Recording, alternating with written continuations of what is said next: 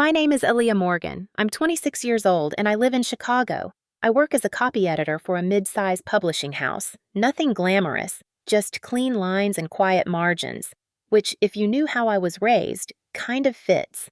I don't usually tell personal stories. I wasn't raised to overshare or to air things that aren't perfectly ironed and sanitized.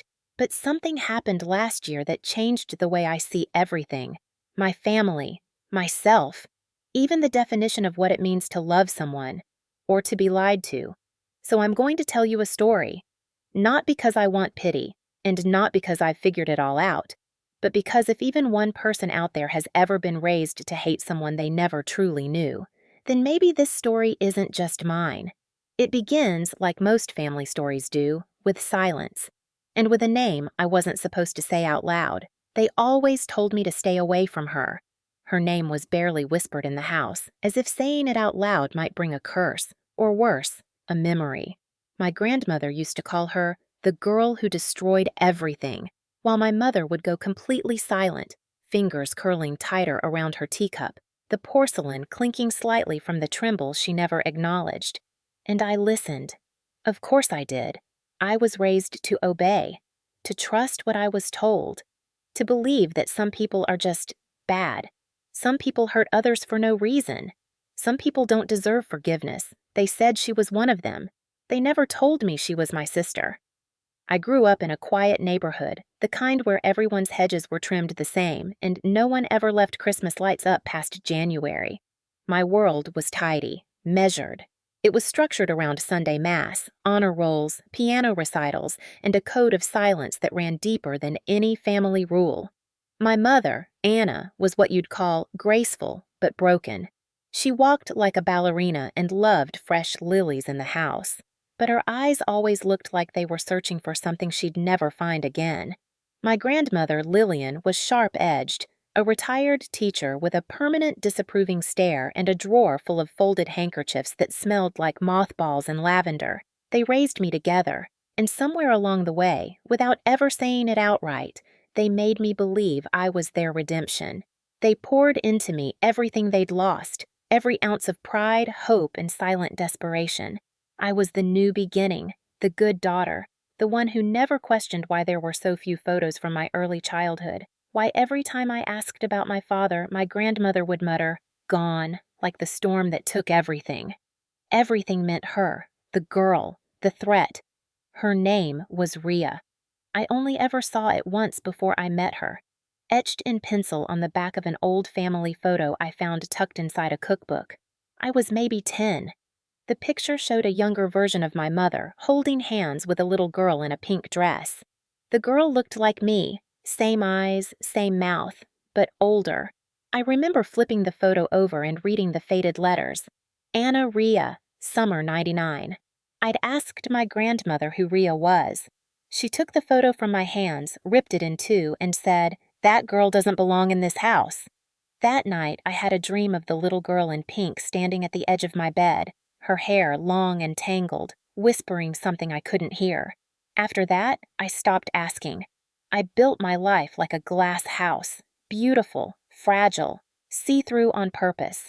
I graduated with honors, got a stable job in publishing. I called my mother every Sunday and visited my grandmother every second Friday. I did all the things a good daughter was supposed to do, even when they didn't make sense. And then, last October, the glass cracked. It started with a meeting at work. We had a new hire, a photographer for one of our upcoming book campaigns. She walked into the office 10 minutes late with wind-blown hair, red lipstick slightly smudged, and a coffee cup that said, "Not today, Satan." She was bold, loud, the kind of woman who took up space without apologizing for it. I hated her instantly. Her name? Rhea Morgan.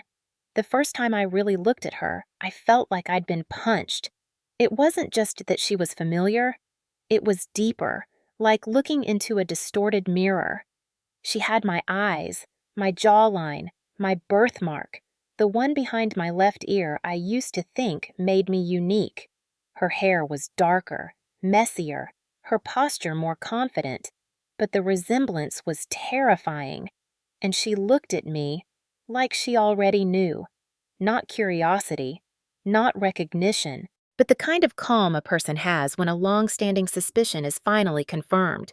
I avoided her for weeks, until one evening as I was walking to my car, I heard footsteps behind me, quick, determined. "Elia," she said. I froze. No one at work called me by my first name unless they needed something. I turned. Rhea stood there, under the yellow glow of the parking garage light, arms crossed. "You look like her," she said. I blinked. "Sorry?" She stepped closer. "Anna. You look like Anna. Just younger, softer, a little sadder." My breath caught. "You know my mother?" She smiled. Not kindly, not cruelly, just tired. "She's my mother, too." I didn't sleep that night. I barely made it home. My hands shook so badly I dropped my keys twice trying to unlock the door. I paced the apartment, her words echoing in my head. "She's my mother, too." No, it couldn't be. This was some manipulation, some twisted joke. I dug through my childhood documents, the little I had access to. Medical records, school enrollment forms, immunization cards. And there it was, a certificate of guardianship. Not birth, signed when I was 2. By Anna Morgan. The next morning, I went to my grandmother's house. I didn't knock. I walked straight in. She was in the kitchen, slicing apples like she always did. The smell of cinnamon filled the air, cozy and wrong. I placed the certificate on the table. "Who is Rhea?" I asked. She didn't look up. "Where did you hear that name?" "She's my sister, isn't she?" A long silence. Then she said, "No, she's a mistake." That was the last time I ever stepped into that house. There's a kind of grief that doesn't come from death. It comes from discovering that everything you've built your identity on, every warm memory, every bedtime story, every smile was laced with omission, with intentional silence. I wasn't grieving the fact that I had a sister. I was grieving the fact that I'd hated her without even knowing her, that I had been taught to hate her. 2 days later, I met Rhea at a cafe across town. She was already seated when I arrived, sipping something iced with a straw between her teeth. She didn't stand when I approached, just tilted her head and said, "Took you long enough." I sat. My heart was pounding. "You knew," I said. "I've known for years." I stared at her. "Why didn't you say anything?" She shrugged. "Because you looked happy, and I didn't want to be the villain again." We sat in silence for what felt like minutes, her straw scraping the ice at the bottom of her glass, while I stared at the steam rising from my untouched coffee.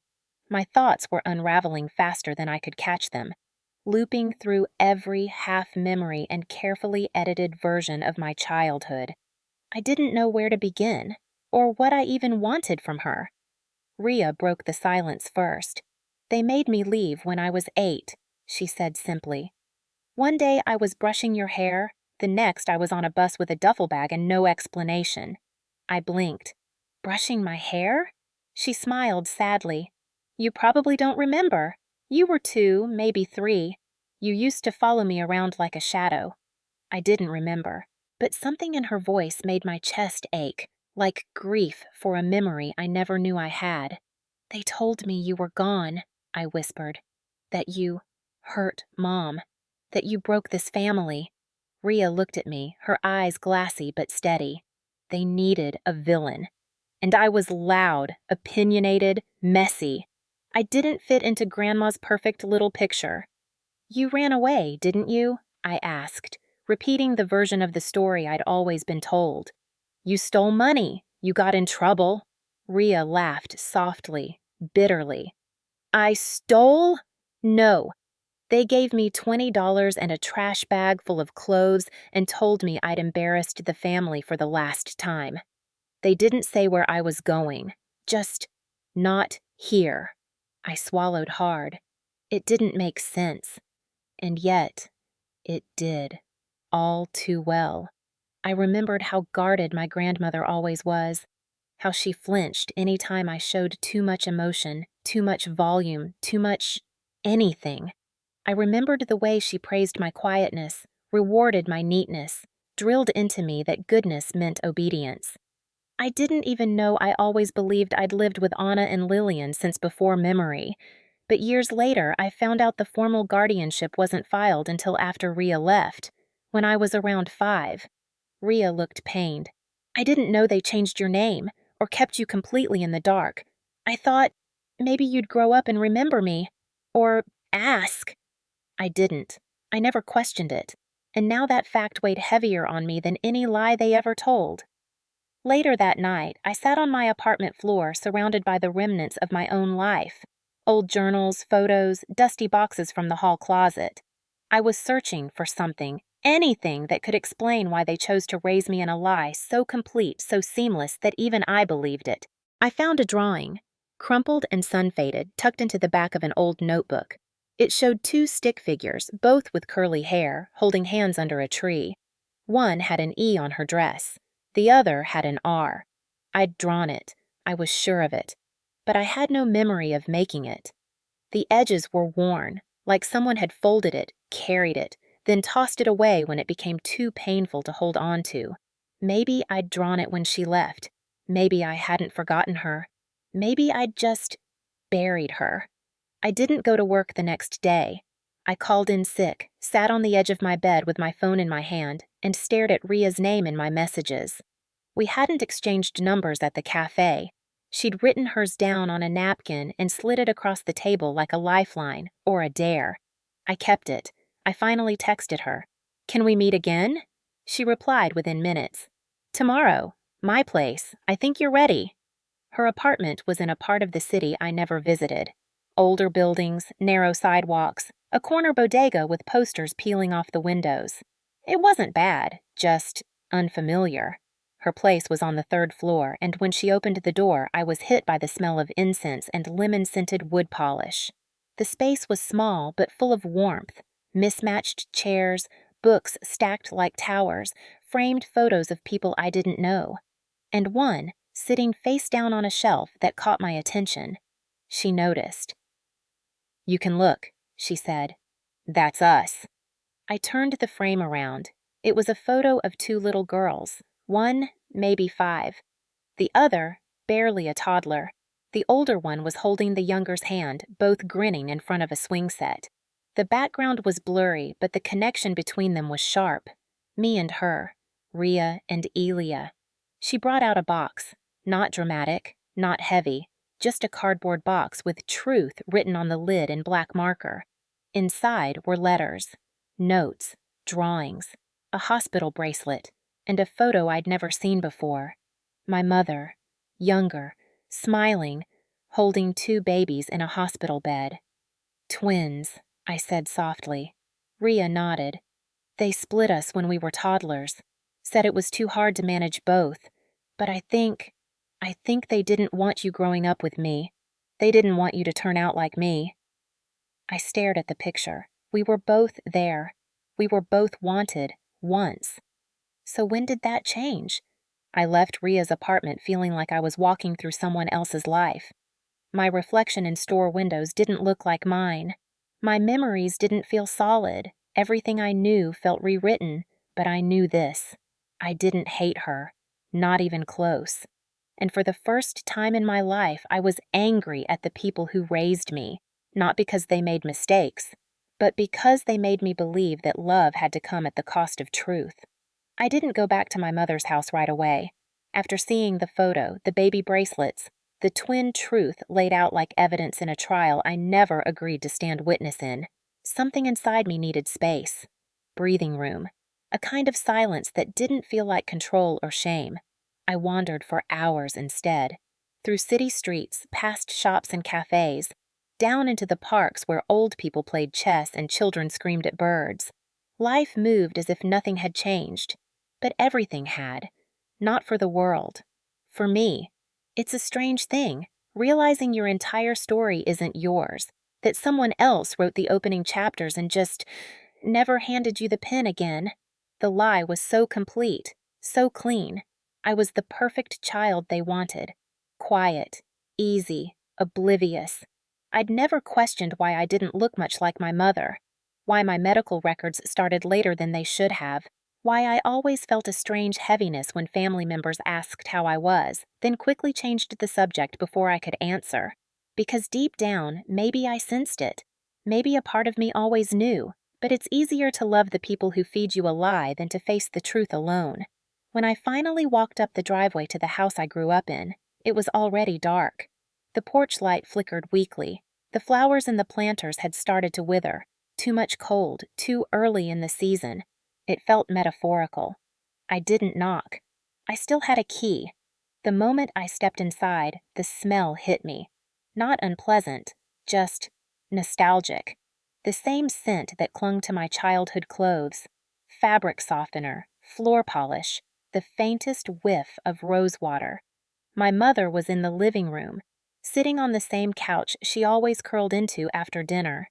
The TV was on, volume low, muted voices arguing about something meaningless in the background. She turned her head and smiled when she saw me. "Elia," she said, like it was just another night. I didn't smile back. I stood in the doorway for a long time. "I saw her," I said. My voice didn't shake. I was proud of that. Her smile faltered. "Just barely." "Who?" "You know who." She looked away, picked up the remote, turned the volume lower, as if silence might make me disappear. "She found me," I said. "She told me everything." Still, she didn't speak. "I saw the photo," I continued. "The one where you're holding both of us, at the hospital. I saw the bracelet with my name. I saw the guardianship papers." Anna, my mother, my not mother, the woman I had trusted more than anyone, finally looked up. "She wasn't supposed to come back," she said quietly. I blinked. "That's what you're leading with?" "She wasn't supposed to come back," she repeated. "I was told she moved on, that she wouldn't want anything to do with this family." "This family?" I echoed. "You mean the family that erased her? That told your other daughter, your living daughter, that she was a stain?" "She was difficult," she whispered, the words like glass against my ears. "You don't understand, Elia. Rhea, she was wild. She disrespected me. She challenged everything. I tried. I really did. But she was too much. And after your father died—" "She was 8, I snapped. "What could she have possibly done that was so unforgivable?" "She reminded me of him." That landed like a punch. I stepped back, breath caught somewhere in my throat. I didn't know much about my father, only that he died when I was 5, the year everything in the house shifted silently, that no one spoke of him, that the only photo of him in the house had been taken off the mantle when I was in middle school and never returned. But now I saw it. Rhea's defiance, her sharp tongue, her fire. It wasn't rebellion, it was inheritance. And my mother, no, Anna, couldn't bear it. So she chose silence, and I became the echo she could manage. "You told me she ruined everything," I said, "that she hurt you, that she tore this family apart. You built my childhood on that idea." "I was trying to protect you," she whispered. "No," I said, shaking my head. "You were trying to protect yourself. You were trying to rewrite a story that made you look better, that made your grief cleaner, that gave you one child you could control and erased the one that scared you." "She scared me because she reminded me of the parts of myself I never learned how to love," Anna said, tears finally spilling over. "You think I don't live with guilt every day? You think I don't wake up wondering what she became? I lied to survive, Elia. I lied because I didn't know how to carry the truth." I sat down across from her. "I could have loved her too," I said. "If you'd let me." We didn't speak for a while. The TV flickered on mute, light bouncing across the walls like ghosts. Somewhere outside, a dog barked. A car alarm hiccuped and fell silent. Finally, Anna said, "Do you hate me?" I thought about that. I thought about all the birthdays I'd had, all the ones Rhea hadn't been invited to, all the times I'd curled into this woman's lap and believed I was her only daughter, all the warmth I'd felt that Rhea had been denied, and the shame I now carried for every ounce of love that had been built on someone else's exile. "No," I said, "but I don't trust you, and I don't think I can forgive you. Not yet." She nodded, then asked, "Will you see her again?" I looked her in the eye. Yes. That night, I stayed in my old room. The posters were gone. The bedding had changed, but the air still held the weight of the girl I'd once been. I didn't cry, but I couldn't sleep either, because for the first time in my life, I wasn't just grieving a lie. I was grieving the version of me who had never known Rhea, and I hated how much I missed someone I was taught to hate. I met Rhea at a park this time, her idea. "It's neutral ground," she said on the phone. "Somewhere we can breathe." I understood that more than I wanted to admit. It was a cool Sunday morning, the kind that smelled like dry leaves and coffee, the kind of day that made nostalgia feel thicker in the air. Rhea sat on a worn wooden bench with a thermos beside her and a bag of seedless grapes she plucked from absent-mindedly. She didn't say hello when I sat down. She just handed me the thermos. "Still like tea?" she asked. I paused. "I guess." She smirked. "You used to scream if it was too hot. You'd make me blow on it 6 times, exactly." I tried to smile. It came out crooked. There were so many things she remembered, so many things I didn't. "Does that bother you?" I asked. "That I forgot you?" Rhea was quiet for a moment. Then she said, "No, I think that's what hurts the least." I didn't know how to respond to that, so I looked straight ahead, at the pond where ducks floated without direction, at a toddler stomping in puddles while his mother scolded gently. And then I asked the question that had been pressing against my ribs since the night I saw that hospital photo. "Do you remember Dad?" She nodded slowly. "Too much, not enough. Depends on the day." "What was he like?" Rhea exhaled. "Complicated, smart, loud, the kind of man who could make a whole room laugh or go silent with the same sentence." I waited. "He loved Mom, I think, but he wasn't easy to love back. He had a temper. He drank. Never hit us, but words were his weapon, and I had the same mouth, so we clashed." "He died when I was 5, I said. "Heart attack," Rhea replied. "Sudden, brutal. I found him. I thought he was asleep on the floor. I was 8. I felt the chill crawl up my spine. "I didn't know that," I whispered. "Of course you didn't," she said. "They didn't want you to.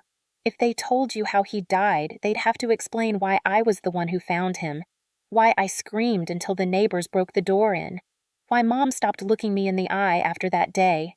"You think she blamed you?" "I know she did." We sat in silence again. I sipped the tea, still warm, still familiar. Something in me loosened. "She didn't tell me anything," I said. "Not about you, not about him. She just said he was gone. And I never thought to ask more." Rhea smiled softly, not cruelly, not triumphantly, just knowingly. "She wanted a new beginning," she said, "and you were that." These revisions aim to create a more consistent and understandable narrative, addressing the previous inconsistencies, just knowingly. "She wanted a new beginning," she said, "and you were that." We walked for a while after that, down the winding path around the lake, past dog walkers and joggers and old couples with matching windbreakers. I noticed how people glanced at us, not in judgment, just curiosity. 2 women, same build, same hair. A flicker of recognition in the eyes of strangers who didn't know the story but could sense something unspoken between us. Eventually, Rhea led us to a small bridge and stopped. "I want to show you something," she said. "But it's not easy." I nodded. She reached into her coat pocket and pulled out a folded letter. The paper was yellowed, the creases deep, like it had been carried, refolded, reread. She handed it to me. "I found this a year ago, in a box of Mom's things, stuff Grandma never gave me back. I wasn't sure you were ready to see it, but maybe now you are." I opened it slowly. It was a letter, from our father, dated 2 days before he died, addressed to Mom, Anna. His handwriting was messy but rushed, like he'd needed to get it out, and as I read it, I felt something inside me break all over again. He talked about regret, about how he'd failed both Rhea and Anna, about how he didn't know how to be a husband without repeating the men who raised him. He wrote, "She's got fire in her, Anna. Don't put it out. Don't turn her into something smaller just because it's easier. I know she reminds you of me. That's the point. Maybe she'll take the parts I wasted and build something better. If I don't wake up tomorrow, promise me one thing. Don't let her grow up believing she's unlovable." I folded the letter slowly. "He was trying," I said. Rhea's eyes were glassy. "I think he was." "And she never showed you this?" "No, I found it buried under old bills. Grandma probably hid it after he died. It didn't fit the narrative." "The narrative where you were the problem." "Exactly." We leaned on the bridge rail, the water below murky and still. "So what now?" I asked. Rhea shrugged. "That's the question, isn't it?" "I'm angry," I said, "at all of them, at what they did to you, at what they made me believe." She looked at me, full and clear. "Then be angry, but don't stay there." I nodded slowly. "Do you want to come over?" she asked. "Not to talk, just exist. Be somewhere you don't have to pretend you don't have a sister." The simplicity of it hit me harder than anything else. I smiled. I'd like that. That night, we sat on her living room floor eating takeout straight from the boxes. No small talk, no forced healing. Just two women, two sisters, trying to stitch together a life that had been ripped at the seams long before either of them had a choice. I hadn't spoken to my grandmother in over 2 weeks. After confronting Anna, everything in me wanted to retreat, to curl into myself, let the truth settle without digging deeper. But truth doesn't settle quietly, not when it's built on years of silence. It rises, it pushes, and eventually it demands one thing, a reckoning. So I called her. Lillian, my grandmother, the woman who made the rules of my childhood, then called them tradition, who taught me to sit straight, speak softly, and never, ever question the way things were. The woman who kept a photo of a daughter on her mantle, even after pretending for years she only had one. When she picked up, her voice was clipped and dry. "Elia," she said, "I was beginning to think something happened." "Something did," I replied. A pause. Then, "You sound tired." "I'm not tired," I said. "I'm clear." Another pause. That was always her trick, to say nothing and make you fill the silence, to make you feel like the burden of the moment was yours to carry. "I need to come by," I said. "We need to talk." "I don't think that's necessary." I almost laughed. "Neither did I, until 2 weeks ago." She exhaled slowly. "Come by Thursday, 10 sharp." Of course, not today, not now. A delay, a controlled setting. That was her way. Thursday came, and with it, a bitter wind that seemed to slice through my coat. I stood at the threshold of the house I'd once believed to be the center of all things good and unshakable. It looked smaller now, not physically, just in presence, in power. I rang the bell, even though I still remembered the key code. She opened the door wearing a pressed blouse, a pearl brooch at the collar, and that same unreadable expression she'd mastered long before I was born. "Elia," she said. "You're early." "I'm not." She stepped aside and I walked in. The house was exactly the same. Everything in its place. The scent of polished wood and old tea leaves hung in the air like a ghost. I half expected to see my childhood self come running down the hallway, all ponytails and pleated skirts, holding a spelling test marked with red stars. We sat in the front room. Not the kitchen, not the warmth of where families talked. No, this was her space for formalities, for keeping people at arm's length. She poured tea like it was a ceremony. No words, no eye contact, just measured movement. When she finally looked up, her voice was cool. "So, you've seen Rhea." "I have." A pause. Then, "And what did she tell you?" "The truth. Her version of it." I shook my head. "There aren't versions. There's the hospital photo, the guardianship papers, the letter from Dad." She blinked once, just once, but it was enough. "You knew he left that letter," I said. You hid it. I did what was best for you. No, you did what was best for you. Her jaw tightened. I was 8 when your father died, she said slowly. I watched my daughter break in front of me. I watched the man who filled her with dreams tear her apart one small betrayal at a time. Rhea looked too much like him, sounded like him. I wasn't going to let her destroy what was left. She was a child, I said. She was fire, Lillian replied. And fire consumes. You think it's noble now that you're grown and wounded, but I've seen what unchecked flame does to a family. I've seen what softness becomes when it tries to survive rage. I stared at her. You turned her into a ghost, I said. She didn't flinch. You erased her from photos, from stories, from me. You fed me lies and called them lessons. You handed me a version of my family that fit inside your lines.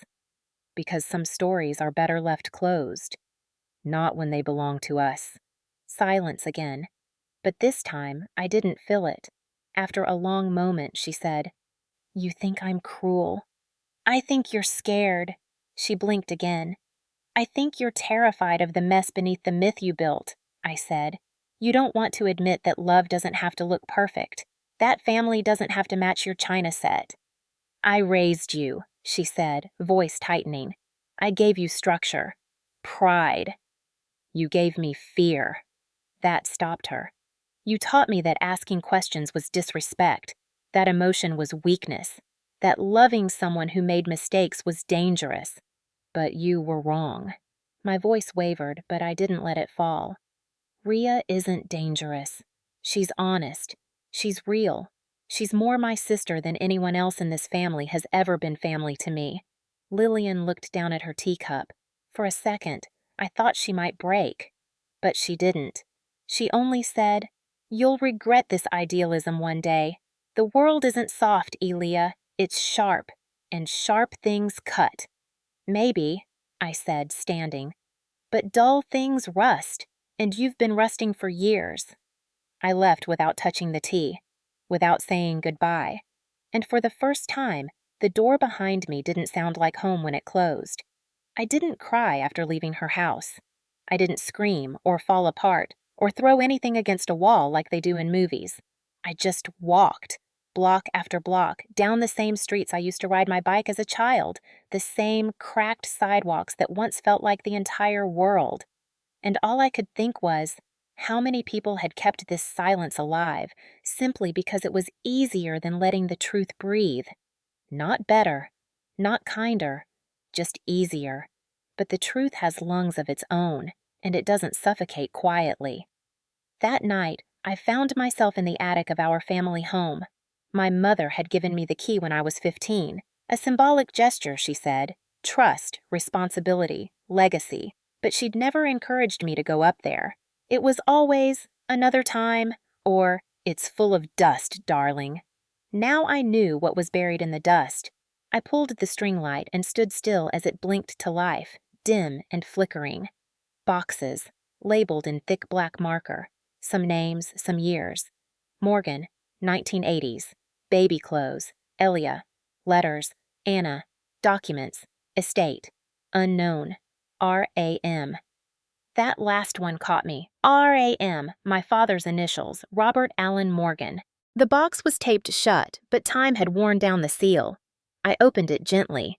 Inside were notebooks, receipts, a pair of old glasses, and at the very bottom, wrapped in a cloth napkin like it was worth hiding but not quite worth displaying, a small, leather-bound journal. It smelled like smoke and cedar. When I opened it, my heart started pounding. Not because of what I might find, but because for the first time I would finally hear him, in his own words. He'd written in fragments, not poetry, not philosophy, just pieces of himself, as if he didn't know who would read it or when or why, but still felt compelled to leave parts of his mind behind. Rhea asked me tonight why I yell when I'm scared. I told her I don't know, but I think it's because silence feels like drowning, and shouting feels like swimming, even if it gets me nowhere. Anna doesn't look at me the same anymore. I think she's still grieving the version of me she wanted to believe in. Sometimes I think Aaliyah is my second chance to get it right, but I'm scared I won't live long enough to do it. That last line hit me hard. Not because he was right, but because none of us ever got the chance to know if he was. I took the journal to Rhea's apartment the next day. She answered the door in sweatpants and wet hair, towel slung around her neck. No makeup, no performance, just her. I held up the journal. "I found him," I said. She blinked. I could see it in her eyes. The walls starting to rise, the instinct to protect, to expect disappointment. But then I handed her the book. She opened it slowly, carefully, like it might break. I watched her read, watched her face soften, harden, then tremble. She sat down on the floor, right there in the hallway, and I sat with her. No words, no analysis, just the weight of a father finally being allowed to speak, not through stories or judgments or filtered memories, but through his own pen. Hours later, as the light shifted across her living room, Rhea looked up and said, "He was trying, even when he didn't know how." I nodded. "Yeah, he was." She closed the journal and held it to her chest. Then she asked, "Do you ever feel like we were raised on the edges of a story written by everyone except us?" "All the time." "And what do we do with that?" I thought for a long moment, then said, "We start writing our own." That night, we sat at her kitchen table, opened our laptops, and created a shared document. We didn't know what it would be yet. A memoir? A letter to the women we'll be someday? A long-lost sibling's guide to reclaiming the truth? It didn't matter. The title came easily. The name I wasn't allowed to say. Because names matter. Because voices matter. Because no one gets to erase us without our permission. Not anymore. Grief doesn't always arrive with death. Sometimes it comes slowly, in quiet hours, in forgotten rooms, in the places you thought had nothing left to offer, and sometimes it grows in gardens. I hadn't returned to my mother's house since that day I walked out without finishing my tea. I'd told myself there was nothing left to say. That silence was the only boundary I had left. But time has a strange way of softening resolve, not because the wound is gone, but because the ache begins to ask new questions. So when the call came from her neighbor, a woman named June, who'd watched our family from behind white curtains for the better part of 3 decades, I knew I had to go back. "She's been digging," June said. "Out in the garden, every morning before sunrise, then she just sits there." I didn't ask what she meant. I just said I'd come. The front gate still creaked the same way it always had. The air smelled like damp leaves and something older. Soil, maybe, or memory. The garden itself had changed. We used to keep it tidy. Square beds, even rows of herbs and lilies and ornamental grasses. It had always been more for show than for use. But now it looked wild. Not overgrown exactly, but unsettled. Like something had been searching beneath the roots. And there she was. My mother, Anna, kneeling in the dirt in her pale cardigan, sleeves rolled halfway up her arms, fingernails caked in earth. She didn't look up when I opened the gate. She just kept pressing her hands into the soil, turning it over, gentle and methodical. "I didn't know you were coming," she said. "I wasn't sure I would." She nodded slowly. There was a small metal spade lying next to her, the kind she used to let me play with when I was 5. She reached for it and dug a little deeper. "I planted violets here," she said. "Years ago. They never bloomed." "Maybe the soil was wrong," I said. "Or maybe I didn't really want them to grow." That silence again. Not the weapon kind. The aching kind. She finally looked up at me, eyes rimmed with red, but dry. "There's something I need to give you," she said. "Both of you." We sat on the back porch. She brought out a box. It was wooden, old, with a brass latch that squeaked when she opened it. Inside were envelopes. 2 of them, each one with a name in her handwriting. Rhea, Elea. She handed me mine. I didn't open it yet. I just held it. The paper felt heavier than it should have, like it had been written with more than ink. "I wrote those a long time ago," she said.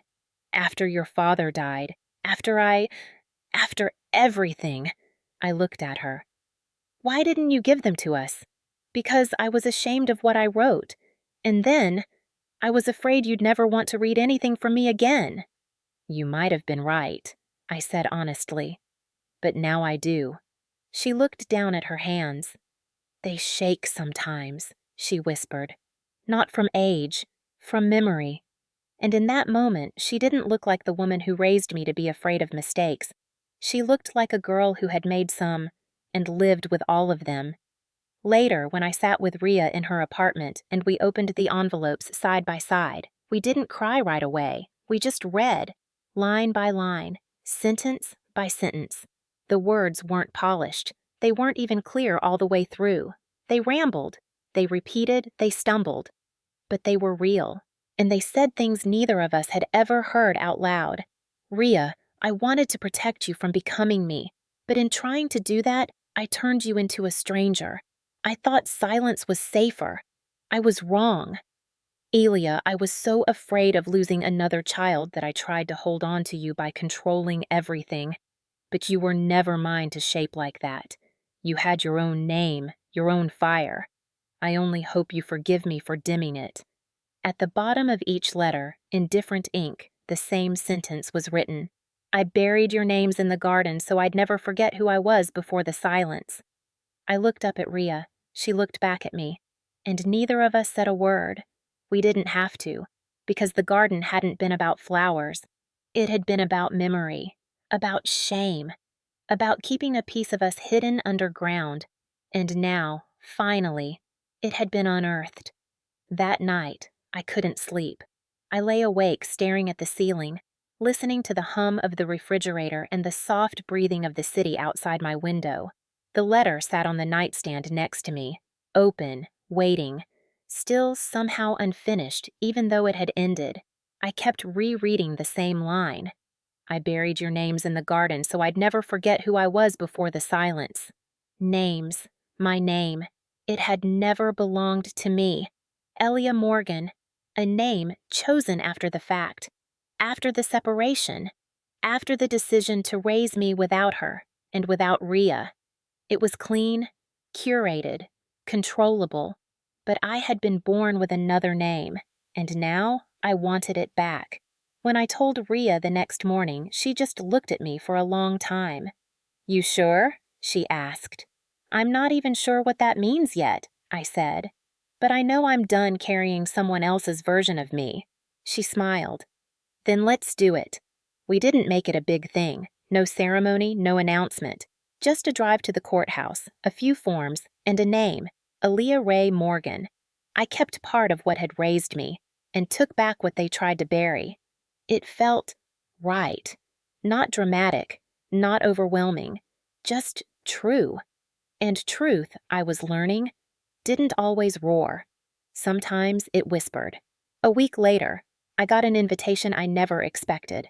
The publishing house I worked for, the same one where I'd met Rhea, where all of this had begun, asked if I'd be willing to speak at a community storytelling night. We're doing a series on family, my editor said. What it means, how it breaks, how it survives. I wanted to say no. I almost did. But something inside me said, tell it, not because it's dramatic, not because it will heal everything, but because it's yours.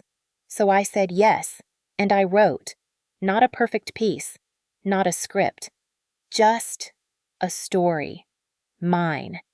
The night of the event, I stood in front of a small audience in a dimly lit bookstore. No stage, just a stool, a microphone, and the echo of my own heartbeat. I looked at the faces in front of me, strangers, one or two co-workers, and in the back, Rhea, arms crossed, expression unreadable, but present. I took a breath and began. I used to think family was what you were told, what you were given, what you didn't get to choose. But I've learned that family is also the stories we are allowed to tell, and the ones we are forbidden from speaking. I told them about the silence, about the erased photos, about the girl I was taught to hate before I ever knew what she'd meant to me. I didn't name names, but I spoke every word with the weight of truth behind it. And when I finished, the room was quiet, not in judgment, in recognition, because pain, I realized, isn't unique, but reclaiming it is. Afterwards, someone asked me if I'd ever write the story down. Some stories end with a key turning in a door. Ours began with one. It wasn't a grand house, not the kind with marble countertops or a wraparound porch, just a modest little two-bedroom on a quiet street, the kind with mailboxes dented from years of weather and sidewalks that cracked just slightly at the edges. But it was ours, in the truest sense of the word. A lease signed not out of convenience, but intent. A space not inherited, not forced upon us by history, not bound by guilt or generational duty. Just a clean slate. Rhea found it first. She texted me a photo of the front steps. Peeling paint, chipped railing, garden wild and overgrown like a memory no one had taken care of in years. Her message said only, "It's ugly. It's perfect. Come see it." And so I did. The first day we moved in, it rained. Not heavy rain, the quiet kind, as if the sky was watching us, mourning the past maybe, or blessing what we were trying to build. We didn't have much. A few boxes, mismatched furniture. Rhea brought her loud mugs. I brought my soft blankets. We argued over the couch placement and agreed on floor pillows. The fridge hummed louder than it should have, and the bathroom window refused to close all the way. But for the first time, I wasn't trying to impress anyone. We weren't performing. We were just existing, side by side. Two women, two sisters. Relearning how to be in the same story. Some nights we didn't talk much. We'd sit on the floor with cheap wine, our backs against bare walls, watching shadows move across the ceiling. Sometimes we'd talk about the past. Sometimes we wouldn't. There were still things we didn't understand. Still places that hurt when we touched them with words. Like the last birthday we spent apart. The time she wrote me a letter but never sent it. The day I asked Anna why I didn't have baby pictures. And she said, "Some kids don't come with beginnings." That one's still bruised, even now. But we didn't need to press those wounds every night. Some nights we just existed quietly. And that, too, was healing. The garden in the back was a mess. Overgrown vines, soil too dry, a few stubborn weeds clinging to the edges like they knew no one had loved this land in years. One Saturday morning, Rhea walked in with 2 pairs of gloves and a determined look. "Let's clean it," she said. "Why?" "Because things deserve to grow." So we dug. We got dirty. We fought over what was a plant and what was a weed. We found a buried spoon, a rusted ring, a child's marble, blue and worn smooth by years of hiding underground. Little pieces of someone else's forgotten life. We kept the marble, put it on the windowsill. "A reminder," Rhea said. "Of what?" "That lost things can be found." We started leaving sticky notes for each other around the house. At first, they were just practical. "Buy more coffee." "Don't forget the rent check. Your towel is still on the bathroom floor, animal." But slowly, they changed. I found one on my mirror that said, "You're allowed to take up space." She found one in her coat pocket. "You were never too much." They were just never enough. Some nights, when I couldn't sleep, I'd wander into the kitchen and find a new one stuck to the fridge. Words I didn't know I needed until I read them. One morning, she found one taped to the bedroom door that said, "You're not hard to love. You were just taught to doubt it." She didn't say anything, but she didn't throw it away either. We started hosting dinners, nothing fancy, just a few friends, warm food, music playing low from someone's cracked phone speaker. Sometimes it was people from Rhea's photography circle, sometimes old coworkers of mine, sometimes neighbors curious about the 2 sisters with loud laughter and questionable taste in chairs. People came, and stayed, and laughed, and no one asked why our walls didn't have family photos. Because they didn't need to. We were building our own. A few months after we settled in, Anna called me. Her voice was quieter than usual. Not fragile, just softer, like someone who had learned that words could bruise and now used them more carefully. She asked if I'd like to come by the house one last time. She was moving out, selling it. "I won't ask you to stay long," she said, "but I found something that belongs to you. To both of you, really." I didn't answer right away. Rhea was in the next room, editing photos with her headphones on, softly humming under her breath. My life had changed so completely, but that house, with all its silence and sharp edges, still held the shape of my fear. And yet, something inside me whispered, "Go." So I did. The house looked smaller than I remembered, older, a little more human.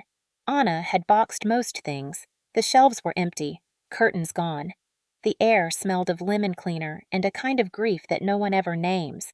She led me to the attic, the place where I had found Dad's journal, where history had been hidden in cardboard and dust. But this time she handed me something simple, a photo. Just one, faded at the edges, slightly curled. It was of Rhea and me, toddlers, covered in paint, sitting on the floor of what must have been the old nursery.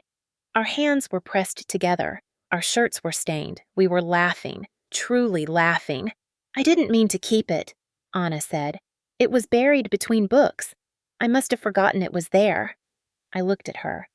"Or maybe you couldn't face it." She didn't deny it, and I didn't press. Some silences are meant to remain. I left without taking anything else. Not the boxes she offered. Not the blanket that used to be mine. Not even the old jewelry she swore belonged to me. That house was no longer mine to return to, and I no longer needed its proof. I had my name, my sister, my voice. That was enough. A week later, we printed the photo. Rhea laughed when she saw it. "I look like a tiny monster," she said. "You, on the other hand, look like a baby that's about to file taxes." "Born disappointed," I joked. We framed it anyway. Hung it above the kitchen doorway. No caption, no explanation. Just two girls, covered in color, holding on to each other before the world told them they weren't supposed to. We never became perfect. There were still mornings I shut down without warning. Still days she pulled away when things got too warm, too safe, too much like trust. But we learned, slowly, together, that love wasn't built on shared history. It was built on showing up now, on burning the script we were handed and writing our own in crooked, messy, beautiful lines, on planting something and letting it grow, even if it took years, even if it bloomed sideways, even if it never made sense to anyone but us. Some people ask if I ever forgave them. Anna, Lillian, the ones who named me, raised me, silenced me. I don't know. I think forgiveness looks different now. Less like an offering, more like a boundary, a quiet decision to stop drinking the poison I was taught to carry. Rhea and I sometimes talk about writing it all down. A book, maybe, or just a letter we leave in a drawer for someone else to find years from now. But until then, we live, we love, we rebuild, one meal, one argument, one wild plant in a crooked garden at a time. And every time I walk through the door of our little house, the one we chose, not inherited, I touch the photo frame above the kitchen and whisper, "We found our way home." Not the one they gave us, the one we made.